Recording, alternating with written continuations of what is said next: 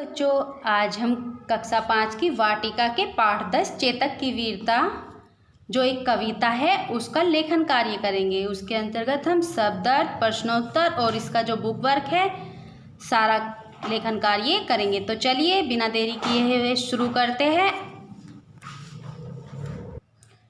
शब्दार्थ।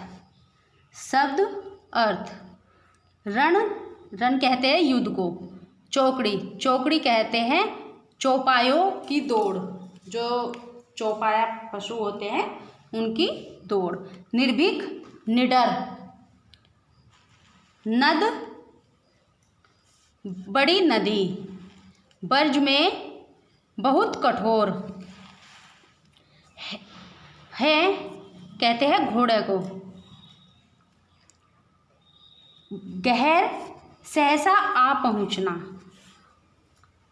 अरिमस्तक, शत्रु का सिर। निराला, अनोखा। कौशल, निपुणता।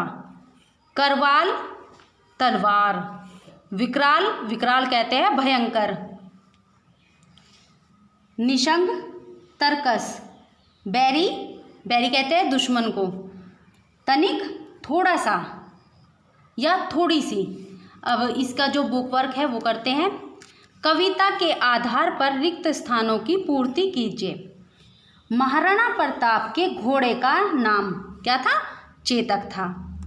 घोड़े की बहादुरी से दुश्मन, इसमें जो खाली जगह है इसमें आएगा दुश्मन दंग रह गया।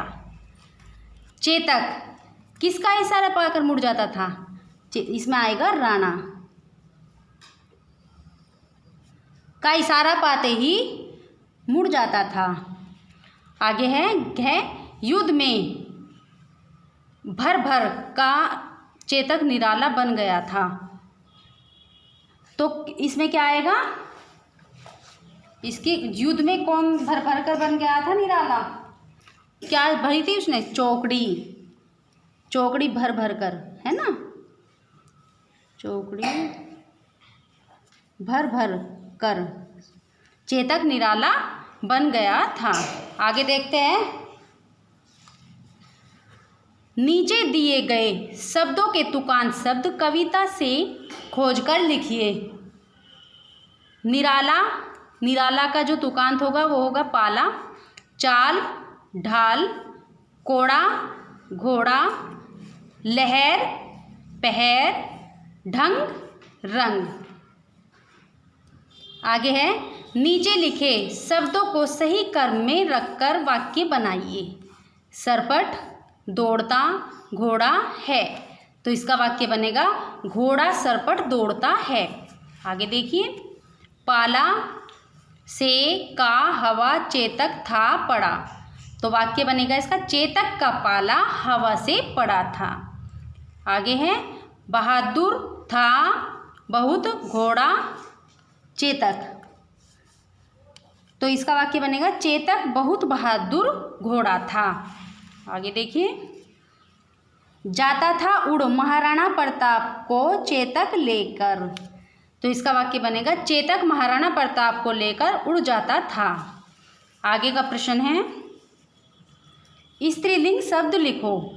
पहला है घोड़ा। तो घोड़ा का स्त्रीलिंग क्या होगा? घोड़ी।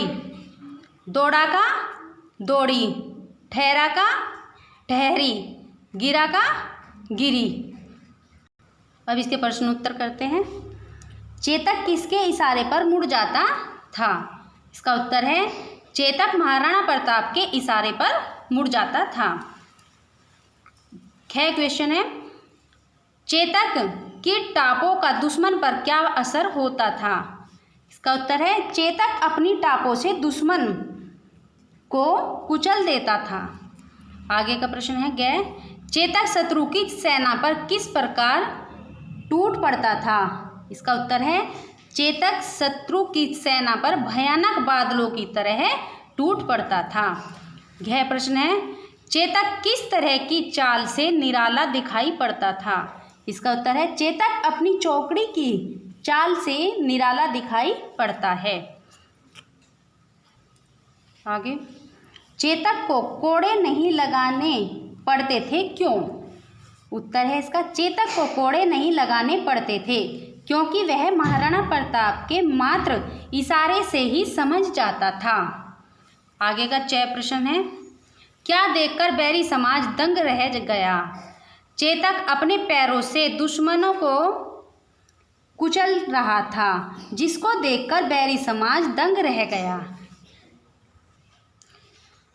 लास्ट क्वेश्चन है हमारा, हम राणा प्रताप को क्यों याद करते हैं? इसका उत्तर है, हम राणा प्रताप को उनकी बहादुरी और पराक्रम के लिए याद करते हैं। तो बच्चों, ये थी हमारी आज की इस पाठ के प्रश्नोत्तर, शब्दार्थ और बुक वर्क।